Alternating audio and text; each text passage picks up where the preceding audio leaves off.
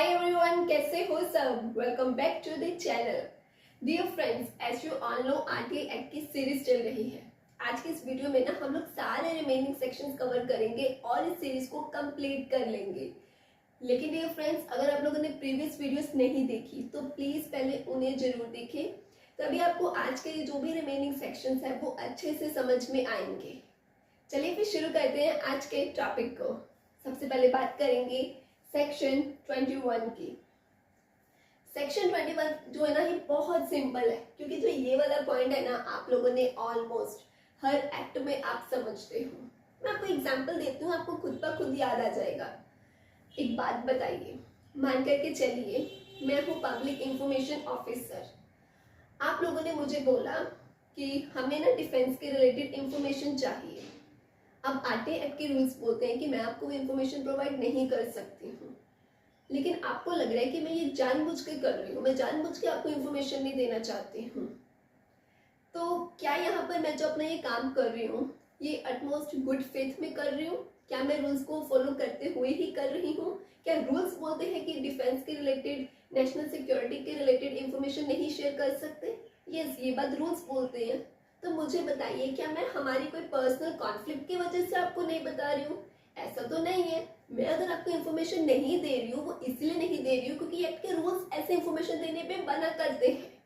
तो that means अगर यहाँ पर एक पब्लिक इंफॉर्मेशन ऑफिसर किसी भी एप्लीकेंट को कोई इंफॉर्मेशन देने से मना कर रहा है एंड वो एटमोस्ट गुड फेथ में दे रहा है, मतलब वो अपना काम, अपनी ड्यूटी ईमानदारी के साथ एक्ट के रूल्स को फॉलो करते हुए कर रहा है, तो क्या एप्लीकेंट उस बंदे के ऊपर कोई लीगल एक्शन ले सकता है? नो. तो ये तो एग्जांपल मैंने आपको पीआईओ के रिलेटेड दे दी. इस एक्ट के तहत अगर कोई भी फ्रेंड्स अपने ड्यूटी को ईमानदारी के साथ इस एक्ट के रूल्स को फॉलो करते हुए करता है तो कोई भी एप्लीकेंट उस किसी भी पर्सन के ऊपर लीगल एक्शन नहीं ले सकता है. यही पॉइंट ये सेक्शन में बताया गया था. आई होप आपको अच्छे से clear. Now let's talk about section number 22. Friends, section 22 में ना आप लोगों ने 2 पॉइंट्स समझने हैं. बड़े ध्यान से सुनिएगा. सबसे पहला पॉइंट पता क्या कहता है? देखो, यहाँ पर मेन बात तो यही है कि अगर एक तरफ एक एक्ट है और दूसरी तरफ ये आरटीआई एक्ट है, तो दोनों में से मुझे बताइए, अगर एक एक्ट कुछ बोल रहा है और आरटीआई एक्ट कुछ और बात बोल रहा है, तो दोनों में से किसका पलड़ा भारी होगा? Yes, of course RTI act का पलड़ा भारी होगा. तो मतलब अगर एक एक्ट कुछ बोल रहा है, आरटीआई कुछ बोल रहा है, तो किसकी सुनी जाएगी, किसको माना जाएगा? आरटीआई एक्ट को. अब यहाँ पर सबसे पहला पॉइंट जो है वो सुनना. एग्जाम्पल देखिए, मान लीजिए एक ए डिपार्टमेंट है. कौन सा डिपार्टमेंट? एक ए डिपार्टमेंट है. वो कहते हैं कि हम आपको ये पर्टिकुलर इंफॉर्मेशन नहीं दे सकते हैं. क्यों नहीं दे सकते हैं जी? क्योंकि वो डिपार्टमेंट का कहना ये है, हमारे डिपार्टमेंट के जो रूल्स हैं वो इस इंफॉर्मेशन को देने से मना करते हैं. लेकिन वही इंफॉर्मेशन को जो आरटीआई एक्ट है वो देने से मना नहीं कर रहा. ऐसे समझो, एक तरफ एक ए डिपार्टमेंट है. इस डिपार्टमेंट के रूल्स कहते हैं कि ये पर्टिकुलर एक इंफॉर्मेशन देना हमारे रूल्स के अगेंस्ट है, हम इंफॉर्मेशन नहीं देंगे. लेकिन जो आरटीआई एक्ट है वो कहता है कि ये इंफॉर्मेशन देने में कोई बुराई नहीं है. इंफॉर्मेशन अगर बंदा मांग रहा है तो उसे दी जाए. अब मुझे बताइए, वो उस डिपार्टमेंट का जो पीआईओ होगा, पब्लिक इंफॉर्मेशन ऑफिसर होगा, वो अपने डिपार्टमेंट के रूल्स को फॉलो करेगा जो इंफॉर्मेशन देने से मना कर रहा है, या आरटीआई एक्ट के रूल को फॉलो करेगा जो इंफॉर्मेशन देने को हाँ बोल रहा है? आपको क्या लगता है किसकी चलेगी, डिपार्टमेंट के रूल्स की या आरटीआई एक्ट की? यस, आरटीआई एक्ट की. समझे ये पॉइंट? ऐसे ही एक एक्ट था ऑफिशियल सीक्रेट एक्ट करके. ये पॉइंट 2 है. अब एक ऑफिशियल सीक्रेट एक्ट करके एक्ट है.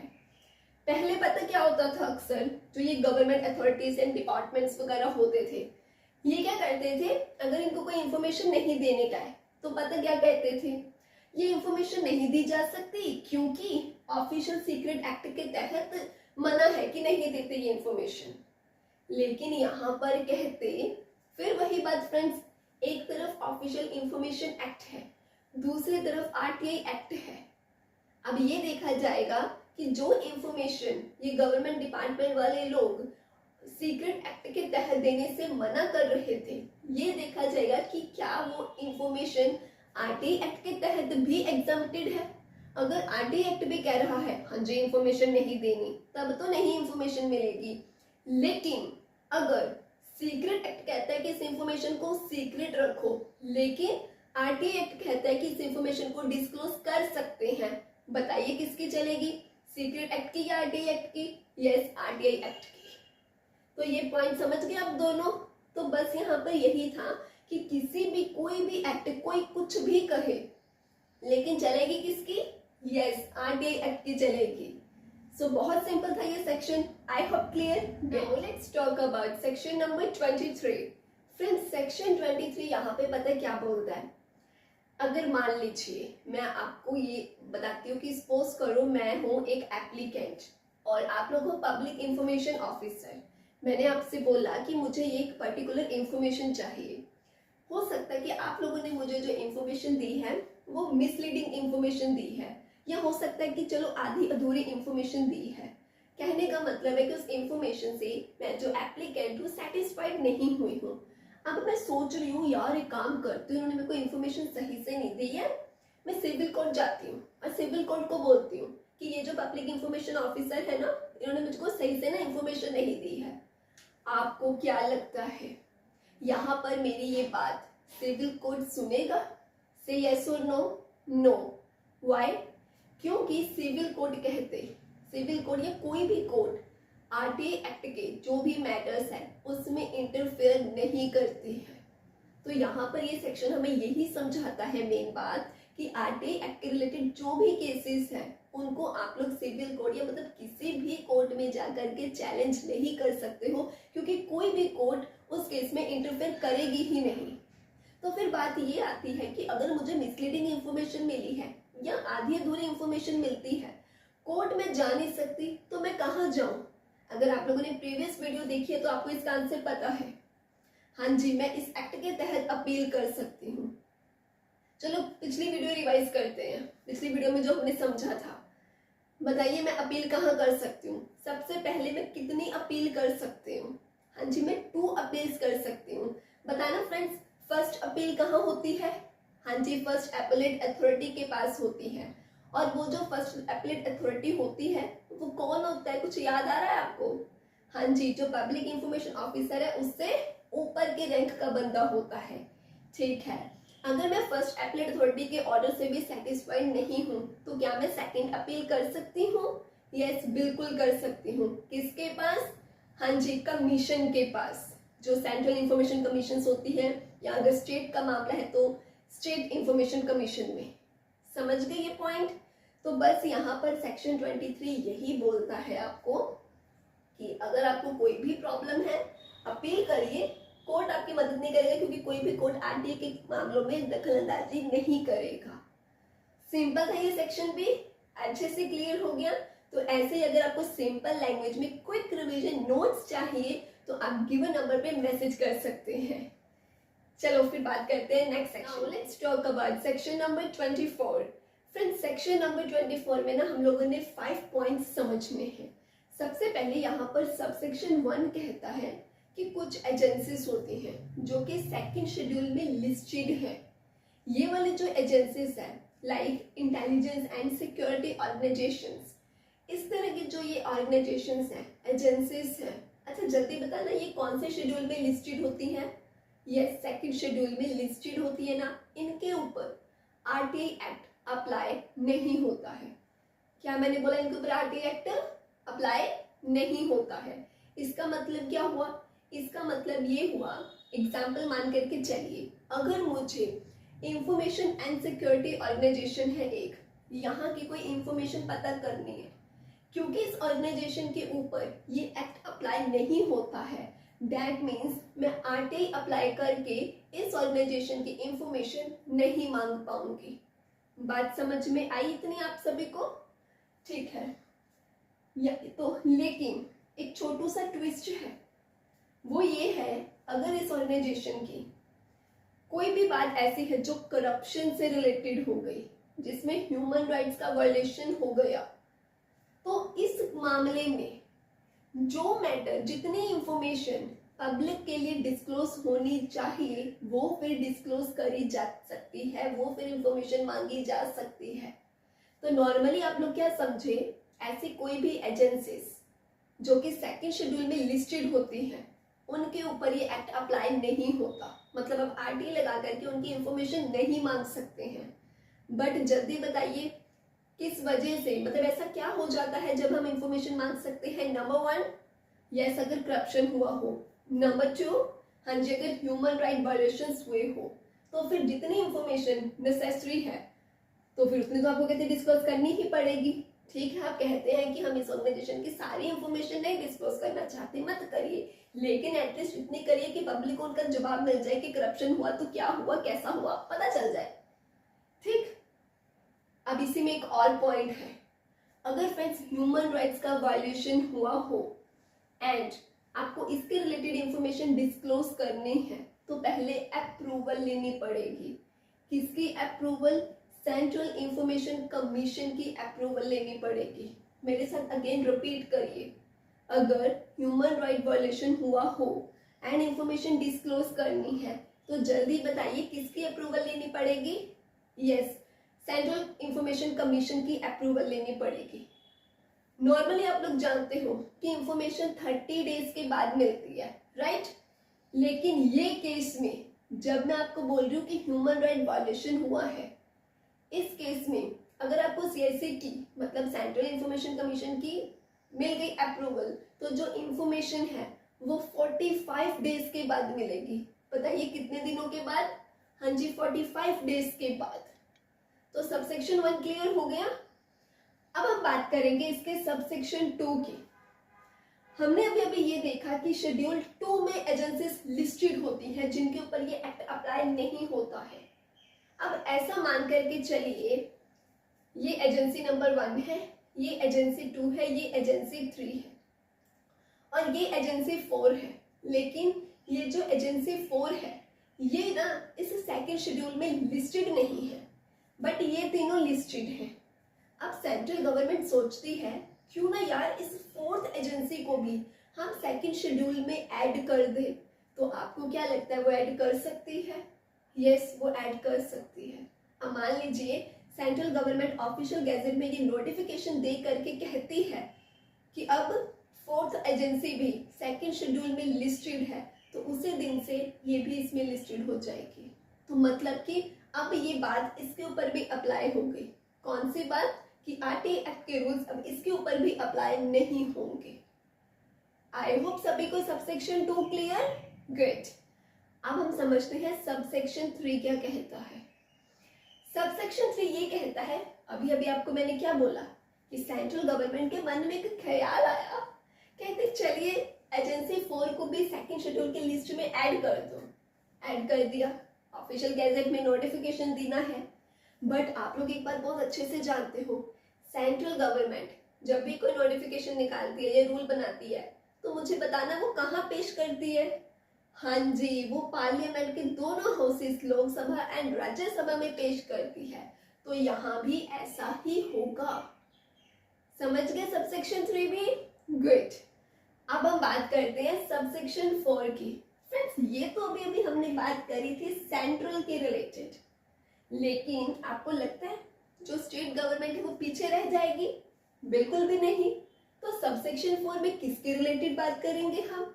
हाँ जी, स्टेट गवर्नमेंट की एजेंसीज की बात। यहाँ पर सबसेक्शन 4 ये कहता है जो स्टेट गवर्नमेंट है ना वो अपने स्टेट की किसी भी इंटेलिजेंस एंड सिक्योरिटी ऑर्गेनाइजेशंस को इस एक्ट से, आरटीआई एक्ट से एग्जम्प्ट कर सकती है। जैसे एग्जाम्पल लेकर के चलते हैं, मान लीजिए एक ये एजेंसी 1 है, एक पंजाब में और एक ये एजेंसी 2 है। अगर स्टेट गवर्नमेंट कहे कि हम ये जो एजेंसी 1 है इसको इस एक्ट से एग्जम्प्ट करते हैं, मतलब कि इसके ऊपर आरटीआई एक्ट अप्लाई नहीं होगा, तो वो नोटिफिकेशन दे करके ऐसा कर सकती है। ये बात बोली गई है सबसेक्शन 4 में। अब आप समझ गए, अगर स्टेट गवर्नमेंट ने ये बोल दिया है कि इस एजेंसी नंबर 1 को हम इस एक्ट से एग्जम्प्ट कर रहे हैं, ये एक्ट इसके ऊपर अप्लाई नहीं होगा, तो हम ये बात बहुत अच्छे से समझ गए। मुझे आप ही बताओ, जब स्टेट गवर्नमेंट ने इन 2 एजेंसीज में से इस एजेंसी को एग्जम्प्ट कर दिया है, तो क्या अब आप आरटीए के जरिए इसकी इंफॉर्मेशन मांग पाओगे? बिल्कुल भी नहीं। लेकिन अगर करप्शन हो जाए, अगर ह्यूमन राइट वायलेशन हो जाए, तब क्या आप इंफॉर्मेशन मांग सकते हो? बिल्कुल मांग सकते हो, बट उतनी ही जितनी इंफॉर्मेशन फिर उस केस के रिलेटेड डिस्क्लोज करनी जरूरी होती है।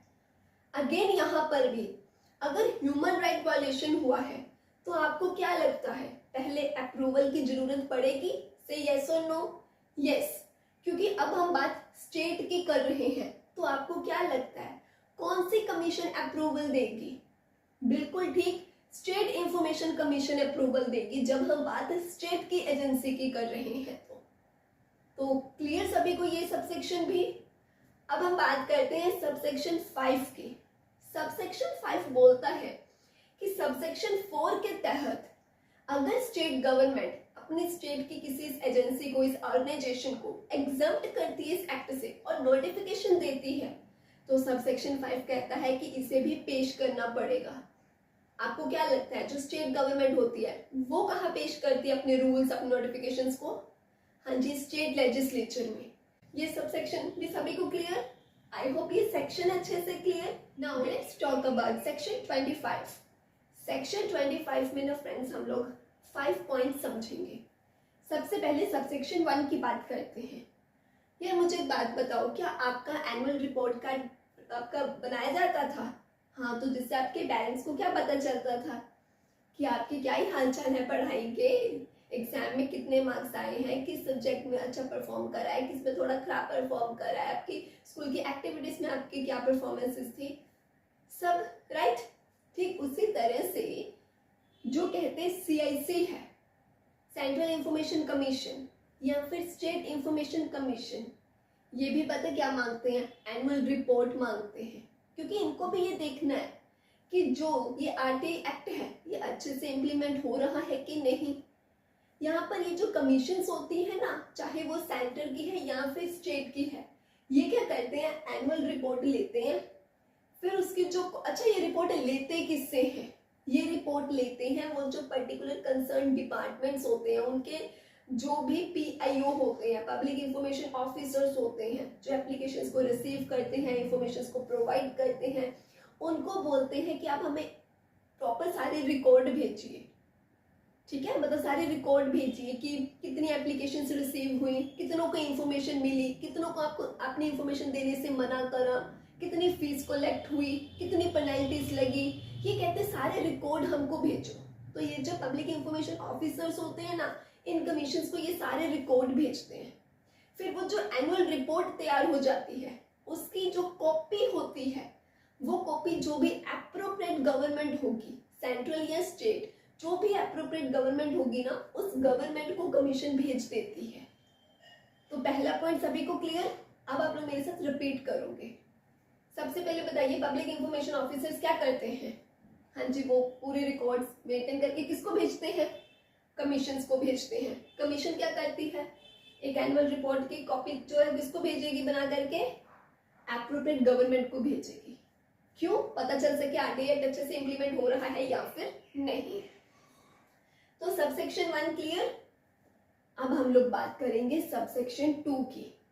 सबसेक्शन 2 ये बोलता है जितनी भी ये मिनिस्ट्री है या फिर डिपार्टमेंट्स है, फॉर एग्जांपल एजुकेशन डिपार्टमेंट हो गया, मतलब जितनी भी मिनिस्ट्रीज हैं एंड जितने भी ये डिपार्टमेंट्स हैं, अब इन डिपार्टमेंट के रिलेटेड जितने भी पब्लिक अथॉरिटीज हैं, ये पता क्या करेंगे? उन सबसे डाटा कलेक्ट करेंगे। उन सबसे क्या करेंगे?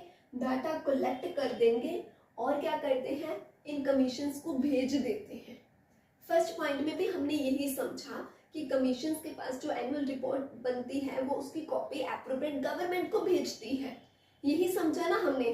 सबसेक्शन 2 कहता है कि ये जितने भी गवर्नमेंट के डिपार्टमेंट्स हैं, ये जितने भी मिनिस्ट्रीज हैं, हमने ये तो समझ लिया कि ये लोग कमीशंस को भेजते हैं सारा रिकॉर्ड, लेकिन इनके पास भी रिकॉर्ड आएगा तो आएगा कहाँ से?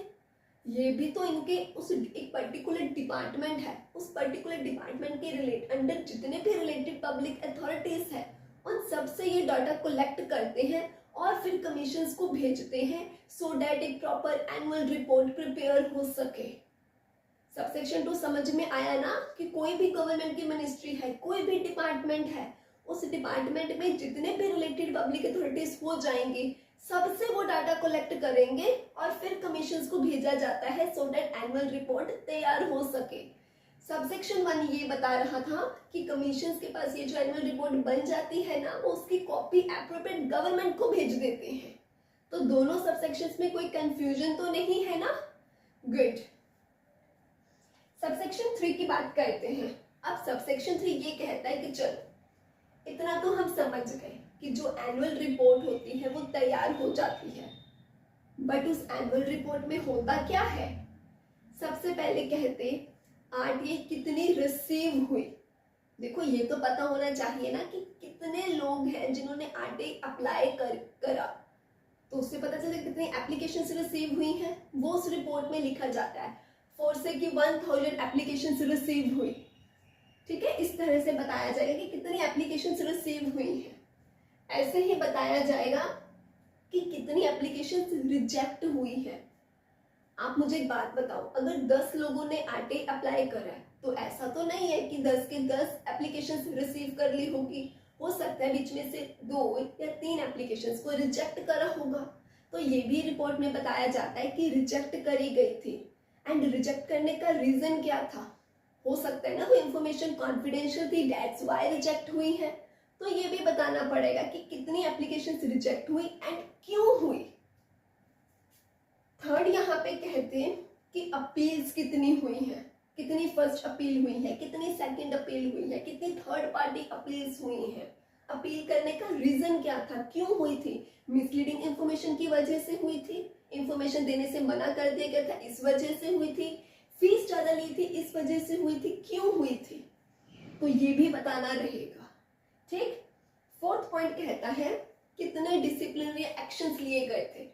ये पॉइंट हमने लास्ट में जो प्रीवियस वीडियो थी उसके लास्ट पॉइंट में समझा था, है ना? तो ये तो आपने कल ही समझा होगा, तो आपको समझ में आ ही गया होगा जब मैंने अपने यूट्यूब के रिलेटेड भी आपको एग्जांपल दी थी समझाने के लिए देसी लैंग्वेज वाली। तो वो एक्शंस कितने लिए गए हैं वो भी बताया जाता है। ऐसे ही फीस कलेक्शन, कितनी फीस कलेक्ट हुई है। अगर देखो आप जानते हो, एक तो नॉर्मल फीस जब आपने आरटीआई अप्लाई करी तब दी जाती है, एक अगर आपने फोटो कॉपीज करवाई है, प्रिंट आउट्स करवाई हैं तो भी तो आपको पता है ना एक्स्ट्रा फीस लग जाती है। तो अब तक आपने कहते जितनी भी फीस कलेक्ट करी है, टोटल कितना अमाउंट आप कलेक्ट कर चुके हो, ये सब एनुअल रिपोर्ट पे बताया जाता है। ऐसे ही आरटीआई के रिलेटेड और भी ये जितनी भी बातें होती हैं ये सब की सब उस एनुअल रिपोर्ट में बताई गई होती हैं। सबसेक्शन 3 क्लियर बोलो? ठीक है। अब हम बात करते हैं, अच्छा हाँ, एक और पॉइंट है इसमें, ये भी बताया जाता है कि आरटीआई को और ज्यादा मतलब इम्प्रूव करने के लिए, लोगों को और ज्यादा अवेयर करने के लिए, या इस एक्ट को और अच्छे से इम्प्लीमेंट करने के लिए क्या क्या स्टेप्स लिए गए हैं ये भी बताया जाता है। क्लियर? अब हम सबसेक्शन 4 की बात करते हैं। सबसेक्शन 4 अगेन वही बात रिपीट करता है। हम लोग जानते हैं कि ये जो सेंट्रल इंफॉर्मेशन कमीशन है या फिर स्टेट इंफॉर्मेशन कमीशन है, ये क्या करते हैं? एनुअल रिपोर्ट की कॉपी बताइए किसको भेजते हैं? हाँ जी, एप्रोप्रिएट गवर्नमेंट को भेजते हैं। तो यहाँ पर अब गवर्नमेंट क्या करेगी? गवर्नमेंट कहाँ पेश करती है आगे? हाँ जी, पार्लियामेंट में। अगर कहते हैं वो सेंट्रल गवर्नमेंट को रिपोर्ट भेजी गई है तो वो पार्लियामेंट में पेश करेगी, एंड अगर स्टेट गवर्नमेंट के पास रिपोर्ट भेजी गई है तो उसको स्टेट लेजिस्लेचर में भी पेश करेगी। तो यहाँ पर ये बात थी। अब लास्ट सबसेक्शन 5 ये बोलता है, ऐसे एग्जांपल लीजिए, मान करके चलिए सेंट्रल इंफॉर्मेशन कमीशन है एंड उसको लगता है कि ये जो पब्लिक अथॉरिटीज है ना, ये ना अपने ड्यूटी को अच्छे से परफॉर्म नहीं कर रही हैं। मतलब हो सकता है कि ये लोगों को इंफॉर्मेशन प्रोवाइड करने में बहुत डिले करती हैं या ये रिकॉर्ड अच्छे से मेंटेन नहीं करती हैं। तो चाहे वो सेंट्रल इंफॉर्मेशन कमीशन है या स्टेट इंफॉर्मेशन कमीशन है, वो तो डिपेंड करता है ना पब्लिक अथॉरिटी कौन सी है। तो वो क्या कमीशन कर सकती हैं, यहाँ पर उन पब्लिक अथॉरिटीज को अपने रिकमेंडेशंस दे सकती हैं। जैसे कि एग्जांपल लीजिए, एक पर्टिकुलर पब्लिक अथॉरिटी का मतलब एक डिपार्टमेंट मान करके चल लीजिए, वो क्या करते हैं, जो रिकॉर्ड्स अपने अच्छे से मेंटेन नहीं करते हैं, अच्छे से पहले टाइम पर कलेक्ट नहीं करके रखते हैं, फिर जब कोई इन्फॉर्मेशन मांगने आता है तो मतलब ऐसा हो सकता है ना कि वो जो पब्लिक एक डिपार्टमेंट है वो अच्छे से रिकॉर्ड को मेंटेन नहीं करता है। अब जिसके चलते पता क्या होता है, जब भी कोई इन्फॉर्मेशन मांगने आता है तो वो टाइम पर दे ही नहीं पाते हैं, क्योंकि सिस्टमेटिक तरीके से रिकॉर्ड को रखा नहीं गया है। तो ऐसे में वो जो कमीशंस होती हैं ये इन डिपार्टमेंट्स को दे सकती हैं रिकमेंडेशंस कि प्लीज अपने रिकॉर्ड्स को मेंटेन करने का जो तरीका सुधारिए, इंफॉर्मेशन जो है वो टाइम पर देनी शुरू करिए, इस तरह से। तो सबसेक्शन 5 क्लियर, आई होप इसी के साथ सेक्शन 25 भी clear. Now let's talk about section number 26। Section 26 में फ्रेंड्स सबसे पहले हम लोग सबसेक्शन 1 समझेंगे। इसमें कहते ये जो आरटीआई एक्ट है, राइट टू इंफॉर्मेशन एक्ट, इस एक्ट को प्रमोट करने के लिए गवर्नमेंट क्या क्या ही करती है। तो यहाँ पर सबसे पहले बताया गया है कि गवर्नमेंट एजुकेशनल प्रोग्राम्स रन करती है, जैसे कि अवेयरनेस कैंप्स हो गए एंड सेमिनार्स हो गए, वर्कशॉप्स हो गई, इस तरह की चीजें क्या है ये लोग चलाते हैं सो डैट लोगों को पता चल सके इसके रिगार्डिंग भी। ऐसे ही कहते हैं वो पब्लिक अथॉरिटीज को इंकरेज करने का काम भी करती है गवर्नमेंट।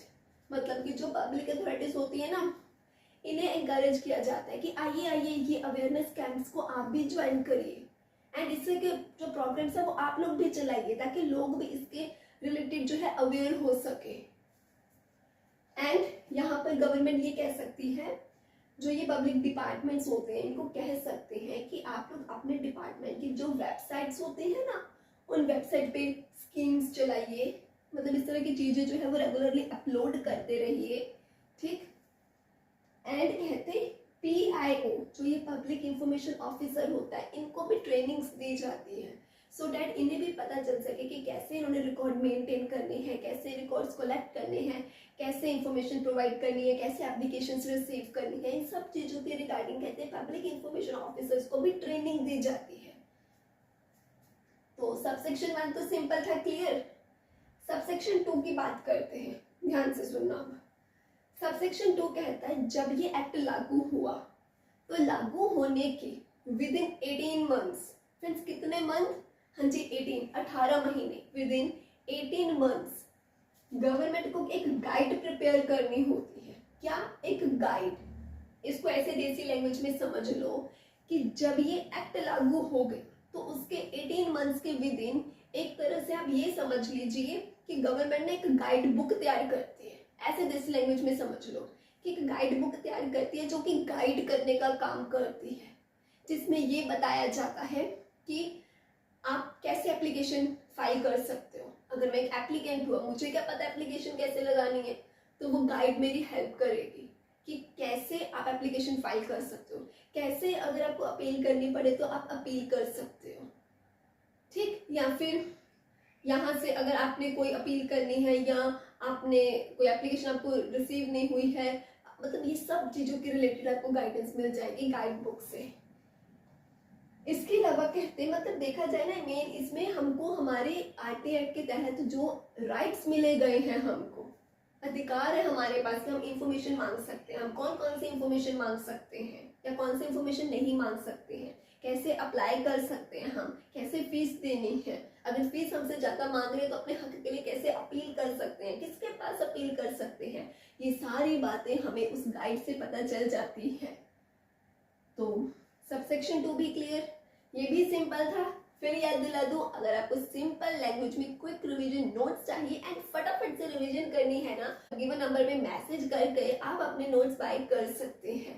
एक और बात फ्रेंड्स, अगर आपको सभी प्लेलिस्ट की फुल एक्सेस चाहिए, मतलब इस हमारे चैनल पे जितनी भी लेबर लॉ की वीडियोस हैं, अगर आपको उनका एक्सेस चाहिए तो आप मेंबरशिप भी ज्वाइन कर सकते हैं। एंड एक्सप्लेनेशन तो आपको पता ही है, डिटेल में एग्जाम्पल्स के साथ ही दी जाती है, तो डोंट वरी, अगर आप मेंबरशिप ज्वाइन करते हो तो आपके पैसे वेस्ट नहीं जाएंगे, ठीक है। तो चलिए फिर बात करते हैं नेक्स्ट सबसेक्शन की।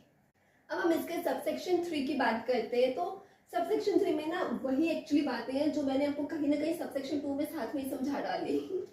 तो सबसेक्शन 3 में यही है मेन बात कि अगर जो भी ये गाइड है ना, जो गवर्नमेंट बनाती है, ये उसको ना टाइम टू टाइम अपडेट भी करना पड़ता है। अब मेन बात इस गाइड में क्या होगी वो मैंने आपको ऑलरेडी समझा दी है, चलो एक बार फिर से रिपीट ही कर लेते हैं, रिवीजन हो जाएगी। तो सबसे पहले तो इसमें ऑब्जेक्टिव बताया जाता है कि ये जो आरटीआई एक्ट है उसका ऑब्जेक्टिव क्या है। देखा जाए तो ऑब्जेक्टिव तो यही है ना कि ट्रांसपेरेंसी बनी रहे, अकाउंटेबिलिटी बनी रहे। मतलब कि अगर मान लीजिए आपके एरिया में रोड कंस्ट्रक्शन हुआ है, आप इंफॉर्मेशन जानना चाहते हो तो आप जान सकते हो, आपको इससे ये पता चल सकता है कि इतना पैसा लग गया है, कितना पैसा लग गया है, क्या क्वालिटी यूज करी गई है, जो भी चीजें पता करना चाहते हो पता कर सकते हो। इससे एक ट्रांसपेरेंसी बनी रहती है। एक आपको भी होता है कि हाँ ठीक है, हमें पता है कि हमारे यहाँ जो ये सड़क बनी है इसका क्या ही सीन बना है, ठीक है। तो आपको थोड़ी तसल्ली होती है कि हाँ मैंने पता कर लिया, सब ठीक ही है, समझ गए। तो वही बातें हो जाती हैं बस। नेक्स्ट बात आ जाती है यहाँ पे कॉन्टैक्ट डिटेल्स के रिलेटेड। किसके कॉन्टैक्ट की? जो पब्लिक इंफॉर्मेशन ऑफिसर होता है। देखो हमने जो इंफॉर्मेशन मांगनी होती है वो तो पब्लिक इंफॉर्मेशन ऑफिसर से मांगते हैं, बट हमें ये नहीं पता कि पब्लिक इंफॉर्मेशन है कौन, वो कौन है ऑफिसर, पर उसका नेम पता होना चाहिए, उसका फोन नंबर क्या है, उसकी ऑफिस कहाँ है, पता तो होना चाहिए ना। तो ये इंफॉर्मेशन भी दी जाती है। ऐसे ही आरटीआई अप्लाई कैसे करनी है मैंने आपको ऑलरेडी बता दिया, यहाँ पर ये सब की इंफॉर्मेशन दी। एंड पीआईओ, ये जो इंफॉर्मेशन ऑफिसर्स हैं इनकी क्या ड्यूटीज है या ये आपकी कैसे हेल्प कर सकते हैं ये भी बताया जाता है। अगर आपने प्रीवियस वीडियोस देखी है तो एक वीडियो में मैंने आपको ये भी बताया था कि अगर कोई पर्सन है वो खुद लिख करके आरटीआई अप्लाई नहीं कर रहा तो पब्लिक इंफॉर्मेशन ऑफिसर्स उनकी मदद करते हैं, खुद लिखते हैं एक बंदे की बोली हुई बात सुन करके, है ना। तो ये सब भी लिखा होता है, इसमें गाइड में बताया गया होता है आपको कि आप पब्लिक इंफॉर्मेशन ऑफिसर से हेल्प कैसे ले सकते हो, या ये जो ऑफिसर्स होते हैं इनकी ड्यूटीज क्या क्या है। नेक्स्ट इंफॉर्मेशन जो ये कमीशंस है ये आपकी कैसे हेल्प कर सकते हैं, या इनके पास आप कैसे अपील कर सकते हो। तो अपील्स की बात भी मैंने आपको ऑलरेडी बता दी थी कि ये भी इसमें बताया गया होता है कि आप फर्स्ट अपील कर सकते हो, सेकंड अपील कर सकते हो, थर्ड पार्टी अपील भी होती है, ये सब कुछ।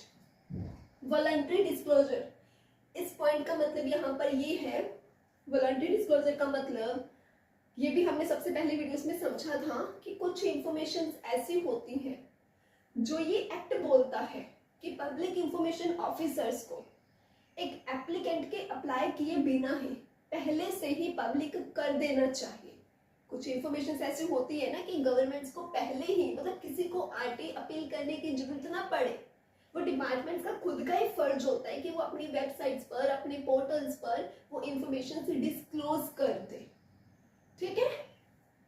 तो फीस के रिलेटेड भी इसमें सारा बताया गया होता है, अदर रूल्स, मतलब ये सारी चीजें आपको इस गाइड बुक से गाइड मिल जाती है, ठीक है। तो सबसेक्शन 4 की बात करते हैं। सबसेक्शन 4 कहता है कि जो भी रूल्स एंड रेगुलेशंस है अगर किसी में कुछ भी चेंज हुआ है तो कहते हैं इस गाइड बुक को फिर आपको अपडेट करना पड़ेगा। एग्जाम्पल मान के चलते हैं, सिर्फ मानने के लिए ऐसा सोचो कि जो फीस होती है, सपोज करिए एक रीजनेबल फीस 50 रुपीज थी, हम सिर्फ समझने के लिए ऐसा मान के चल रहे हैं कि 50 रुपीज थी। अब मान लो न्यू रूल बन गया कि 50 नहीं 60 रुपीज होंगे, ठीक है। तो फिर यहाँ पर कहते हैं ये जो 60 रुपीज वाला चेंज आया ना, ये आपको गाइड में भी चेंज करना पड़ेगा, वहां पे उसको भी अपडेट करने के बाद न्यू गाइड पब्लिश करनी पड़ेगी। समझ गए ये बात आप लोग कि कोई भी रूल्स एंड रेगुलेशंस में चेंज होता है तो आपको साथ में गाइड में भी उस चीज को अपडेट करना पड़ेगा। तो ये भी क्लियर, आई होप ये सेक्शन अच्छे से क्लियर हो गया ना। Let's talk about section number 27। Friends section number 27 यहाँ पर सबसे पहले हमें ये बताता है कि जो भी एप्रोप्रिएट गवर्नमेंट है, आप समझ सकते हो कि एप्रोप्रिएट गवर्नमेंट सेंट्रल या स्टेट कोई भी हो सकती है, तो कहते हैं जो भी एप्रोप्रिएट गवर्नमेंट है वो आरटीआई एक्ट के रूल्स को अच्छे से इम्प्लीमेंट करने के लिए, मतलब आरटीआई एक्ट को अच्छे से इम्प्लीमेंट करने के लिए जो एप्रोप्रिएट गवर्नमेंट होती है वो रूल्स बना सकती है। तो बताओ मुझे, सबसे पहले पॉइंट में हमने अभी क्या समझा, एप्रोप्रिएट गवर्नमेंट क्या बना सकती है? हाँ जी, रूल्स बना सकती है। क्यों बनाएगी वो रूल्स? बिल्कुल ठीक, इस एक्ट को अच्छे से इम्प्लीमेंट करने के लिए। अच्छा, कौन कौन से वो रूल्स बना सकती है वो अब हम सबसेक्शन 2 में समझते हैं। यहाँ पर ए पॉइंट कहता है सेक्शन 4 के तहत जो भी इंफॉर्मेशन दी जाती है पब्लिक को उसकी क्या कॉस्ट होगी, उसके रिलेटेड रूल्स बना सकती है। कौन सा सेक्शन बताइए? हाँ जी, सेक्शन 4 के रिलेटेड जो इंफॉर्मेशन दी जाती है उसकी कॉस्ट के रूल्स बना सकती है। ऐसे ही सेक्शन 6 के तहत जो हम आरटीआई एप्लीकेशन लगाते हैं उसकी क्या फीस रहेगी, उसके रिलेटेड रूल्स बना सकती है। सी पॉइंट बोलता है सेक्शन 7 के तहत इंफॉर्मेशन दी जाती है, जो फ्रेंड्स जो इंफॉर्मेशन दी जाती है प्रिंट आउट में, सीडीज के जरिए, फोटोकॉपीज के जरिए, तो ये आपको पता है ना, ये सीडी फोटोकॉपी इनकी भी एक फीस लगती है, एक है ना, तो वो फीस कितनी होगी उसके तहत भी रूल्स बना सकती है। तो जल्दी से बता दीजिए अभी हमने किन किन सेक्शंस की बात करी है, section number 4, section 6 and section 7 की। तो इनके रिलेटेड जो भी इंफॉर्मेशन दी जाती है या जो भी आरटीआई अप्लाई होता है उसकी जो कॉस्ट लगती है ना, उस कॉस्ट के रिगार्डिंग जो रूल्स होते हैं वो एप्रोप्रिएट गवर्नमेंट बना सकती है। सी ए पॉइंट की बात करते हैं। सी ए पॉइंट बोलता है जो सेंट्रल इंफॉर्मेशन कमीशन होती है या जो स्टेट इंफॉर्मेशन कमीशन होती हैं, अच्छा मुझे जल्दी से बता दीजिए इनके अंदर कौन कौन लोग काम करते हैं। एक तो हो गया चीफ स्टेट इंफॉर्मेशन कमिश्नर, अगर सेंट्रल है तो बोलो जल्दी से। हाँ जी, सेंट्रल चीफ इंफॉर्मेशन कमिश्नर। इनके अंदर और कौन लोग काम करते हैं? सेंट्रल इंफॉर्मेशन कमिश्नर्स या फिर स्टेट इंफॉर्मेशन कमिश्नर्स। अच्छा जरा मुझे ये भी बता दो फिर, ये जो कमिश्नर्स होते हैं चाहे वो सेंट्रल इंफॉर्मेशन कमिश्नर्स हैं या फिर स्टेट इंफॉर्मेशन कमिश्नर्स हैं, जल्दी जल्दी बता दो ये मैक्सिमम कितने हो सकते हैं इस कमीशन में? यस 10 हो सकते हैं। कंफ्यूज मत होना, ध्यान से सुनना।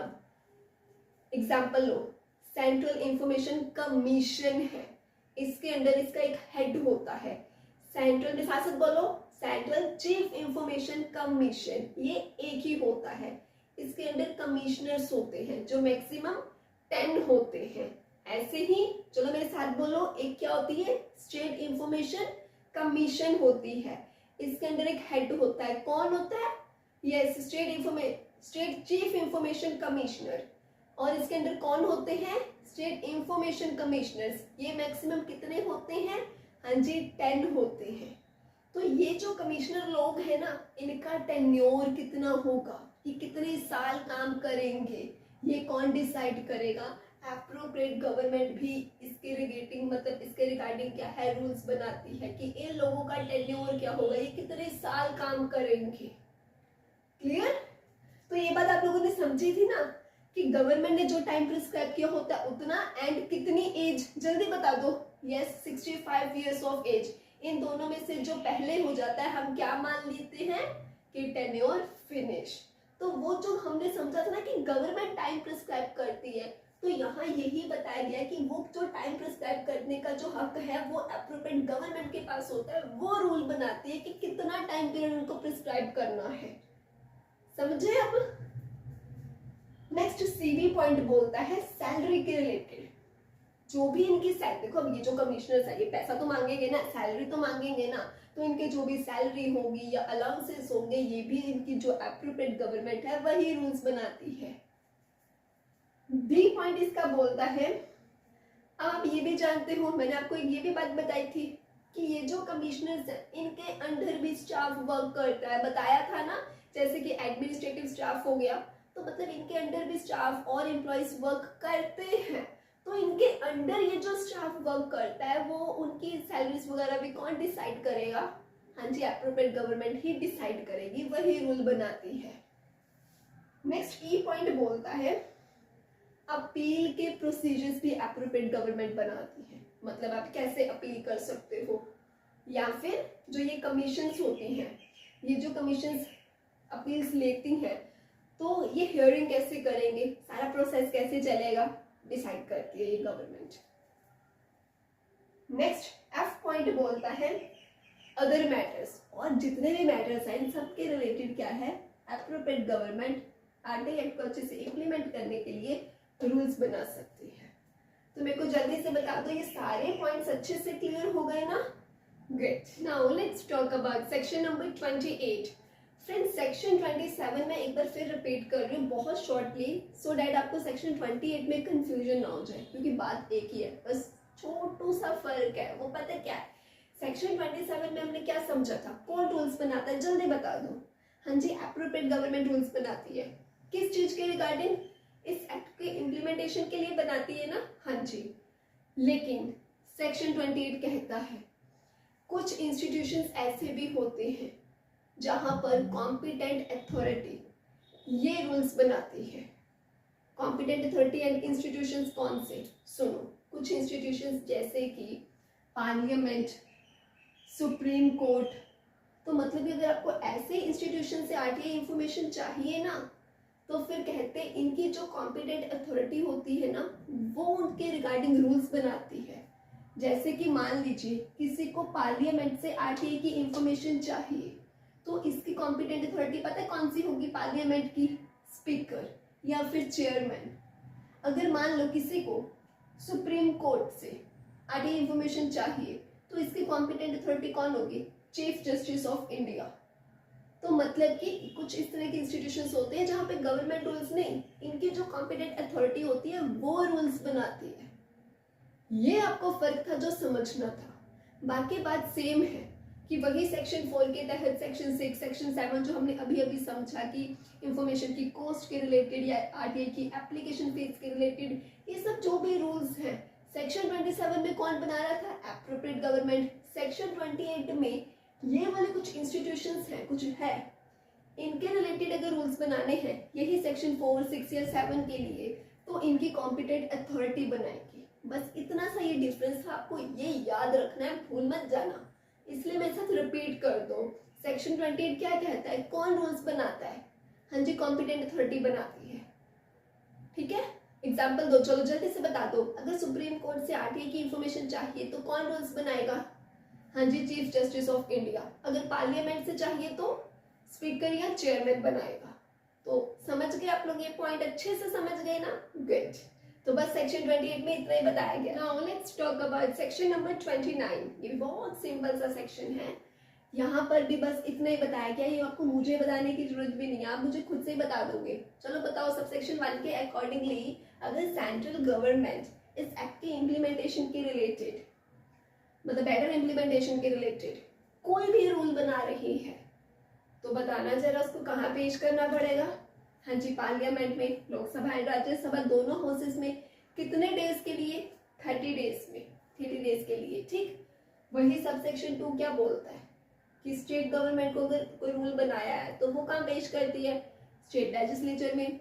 अच्छा, अब यहाँ पे आगे जो ये पार्लियामेंट वगैरह होगी, ये स्टेट लेजिस्लेचर होगी ना, इनके ऊपर डिपेंड करता है कि जो रूल बनाया गया है वो उसको एक्सेप्ट करती हैं या मॉडिफाई करने के बाद रूल को अप्लाई करने को बोलती हैं, या फिर वो उसको रिजेक्ट ही कर देती है, ये अब उन पर डिपेंड करेगा। एंड आई होप ये बात आप बहुत अच्छे से समझते भी हो, इसलिए मुझे लगता है ये सेक्शन बहुत डिटेल में समझाने की जरूरत नहीं है। क्लियर है ना? ठीक है, now let's talk about section number 30। Friends, ये सेक्शन आई थिंक डिटेल में समझाने की जरूरत नहीं पड़ेगी, क्योंकि बहुत सारे एक्ट्स में आपने ये वाला पॉइंट बहुत अच्छे से समझा है। मुझे एक बात बता दो, अगर आप लोगों ने मेरी जो और एक्ट्स की वीडियोस है वो बहुत सीरियसली देखी है, जो कि मुझे उम्मीद है आपने देखी है, वीडियोस अच्छे से समझी हैं, तो ये पॉइंट ना आपको खुद ब खुद ही समझ में आ जाएगा। यार मुझे एक बात बताओ, अगर इस एक्ट का कोई रूल है जो ना समझ में नहीं आ रहा कि उसको इम्प्लीमेंट कैसे करना है, तो फिर उसके एक सोल्यूशन लेकर के कौन आता है, फिर कौन एक रूल बनाता है जो उस एक्ट को, उस पॉइंट को, उस प्रोविजन को इम्प्लीमेंट करने में हेल्प करता है? हाँ जी, सेंट्रल गवर्नमेंट। जैसे फॉर एग्जांपल मान लीजिए कि एक्ट में ऐसा लिखा है कि आपको आरटीआई की फीस लेनी होती है, आरटीआई एप्लीकेशन की फीस लेनी होती है। कितनी फीस लेनी होगी ऐसा कुछ बताया ही नहीं, तो अब ये कंफ्यूजन हो रही है कि कितनी फीस ली जाए। अब लेने वाला तो 1000 रुपए भी ले सकता है फीस, लेकिन इतनी फीस ले नहीं सकते। बहुत कंफ्यूजन हो रही है कि कितनी फीस लेनी अच्छी रहेगी, सही रहेगी, अफोर्डेबल रहेगी। तो यहाँ पे फिर कौन आया, सेंट्रल गवर्नमेंट आई, उसने बोला है काम करो 20 रुपए ले लो। समझ गए? तो मतलब कि एक्ट की वो कोई भी प्रोविजन जो कहीं ना कहीं एक कंफ्यूजन क्रिएट कर रही है, समझ में नहीं आ रहा है कि इसको कैसे इंप्लीमेंट करे, तो वहां पर अपना एक सोल्यूशन लेकर के सेंट्रल गवर्नमेंट आती है, वो एक रूल बना देती है। उस रूल को फिर पार्लियामेंट में भी पेश किया जाता है। एक बात आप और अच्छे से समझते होंगे, गवर्नमेंट के पास, सेंट्रल गवर्नमेंट के पास इस तरह से किसी भी मतलब प्रोविजन का एक जो वो सोल्यूशन आकर के दे देती है, वो हक उसके पास कब तक होता है। हाँ जी, एक्ट लागू होने के कितने साल के विद इन ऐसा वो कर सकती है? बिल्कुल ठीक, 2 इयर्स के विद इन ही। एंड जो भी वो रूल बनाएगी वो उसको पार्लियामेंट में भी पेश करेगी। इसी के साथ सेक्शन 30 क्लियर करते हैं। सेक्शन 31 की एक एक्ट था, फ्रीडम ऑफ इंफॉर्मेशन एक्ट 2002। इस एक्ट को, ये जो फ्रीडम ऑफ इंफॉर्मेशन एक्ट था, इसको ये जो न्यू एक्ट है right to information act 2005 repeal कर दिया। तो मतलब अब कौन सा एक्ट लागू होता है? RTI act. एंड जो ये एक्ट था इसको बोल दिया आरटीआई ने tata bye bye. Clear? So friends, finally हमारी आरटीआई एक्ट की सीरीज आज कंप्लीट हो गई है। जल्दी मिलेंगे एक न्यू सीरीज में, तब तक के लिए bye bye, take care, happy learning.